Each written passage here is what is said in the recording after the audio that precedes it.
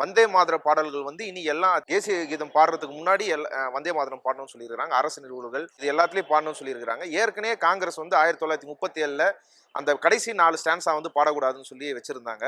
இப்ப அதை மறுபடியும் ரெனோவேட் பண்றாங்களே, இது எப்படி எடுத்துக்கிறது பாஜக? இப்ப ஏன் வந்து கடைசி 4 ஸ்டான்ஸா பாடக்கூடாது என்று சொல்லியிருந்தோம். இது வந்து ஒரு மதசார்பற்ற நாடு. பல்வேறு மதங்களை சார்ந்த பல்வேறு வழிபாட்டு முறைகளை சார்ந்த மக்கள் இங்கு வாழ்ந்து கொண்டிருக்கின்றனர்.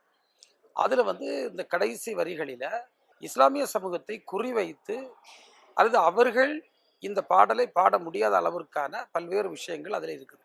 அதை வந்து கம்பல்சரியா பாட வேண்டும் என்று சொல்வது இந்திய நாட்டினுடைய இறையாண்மை, இங்கு இருக்கக்கூடிய ஒற்றுமையை, இங்க இருக்கக்கூடிய மதசார்பற்ற தன்மையை குறிவைத்து தகர்ப்பதாகவும், இங்க இருக்கக்கூடிய இஸ்லாமிய மக்களுக்கு எதிராகவும் இந்த பாஜக அரசு ஒரு மக்களை ஏவி விடுகின்ற ஒரு செயலாகத்தான் இதை பார்க்க முடியும். இது மிகப்பெரிய தவறு.